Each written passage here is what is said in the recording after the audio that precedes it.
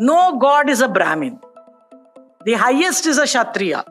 Lord Shiva must be a scheduled caste or a scheduled tribe. Because he sits in a cemetery with a snake and has very little, poor thing, we have given him very little clothes also to wear. I don't think Brahmins can sit in the cemetery. So if you see clearly, the gods anthropologically do not come from the upper caste. Including Lakshmi, Shakti, all the gods. Or if you take Jagannath, very much a tribal this.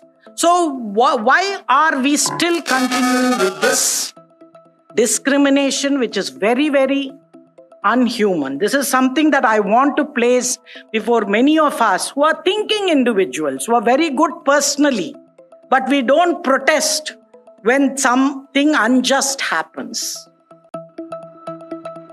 क्या देवताओं को भी जातियों में बांटा जा सकता है? क्या जिस समय हिंदू देवी देवताओं की परिकल्पना हुई उस समय तक हिंदू समाज जातियों में बंट चुका था? ये सवाल इसलिए उठ रहे हैं कि जवाहरलाल नेहरू विश्वविद्यालय की वाइस चांसलर प्रोफेसर शांतिश्री धूलीपुड़ी पंडित ने दावा किया है कि हिंदुओं के देवता अगड़ी जातियों के नहीं हैं। उन्होंने भगवान शिव के अनुसूचित जाति या जनजाति के होने का दावा किया है, तो भगवान जगन्नाथ के भी आदिवासी होने की बात कही है। जेएनयू की वीसी ने दिल्ली में केंद्रीय सामाजिक न्याय और सशक्तिकरण मंत्रालय की ओर से आयोजित BR आम्बेडकर लेक्चर सीरीज में ये बातें कही। उन्होंने कहा, आप में से अधिकांश को हमारे देवताओं की उत्पत्ति को मानव शास्त्र या वैज्ञानिक लिहाज से समझना चाहिए। कोई भी देवता ब्राह्मण नहीं है, सबसे ऊंचा क्षत्रिय है। भगवान शिव SC या ST समुदाय के होंगे, क्योंकि वे स्मशान में गले में सांप डालकर बैठते हैं। उनके पास पहनने के लिए कपड़े भी बहुत कम हैं। मुझे नहीं लगता है कि ब्राह्मण स्मशान में बैठ सकते हैं।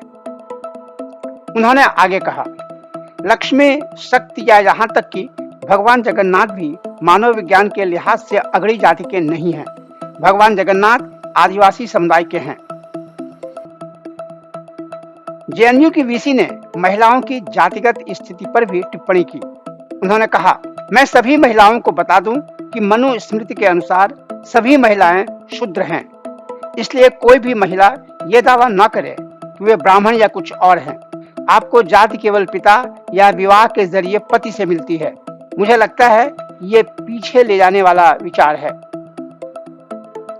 प्रोफेसर शांतिश्री ने समान नागरिक संहिता की भी वकालत की और कहा कि ये बाबा साहेब भीमराव अंबेडकर के प्रति सच्ची श्रद्धांजलि होगी।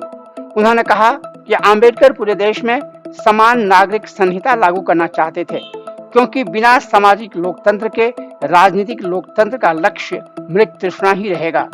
कानूनों की एकरूपता लोगों को प्रगतिशील और उनकी सोच को बड़ा बनाने के लिए जरूरी है। जेएनयू की वीसी ने कहा, गोवा में समान नागरिक संहिता है जो पुर्तगालियों द्वारा लागू की गई थी, इसलिए वहां हिंदू, ईसाई और बौद्ध सभी ने इसे स्वीकार किया है। तो ऐसा क्यों नहीं किया जा सकता है?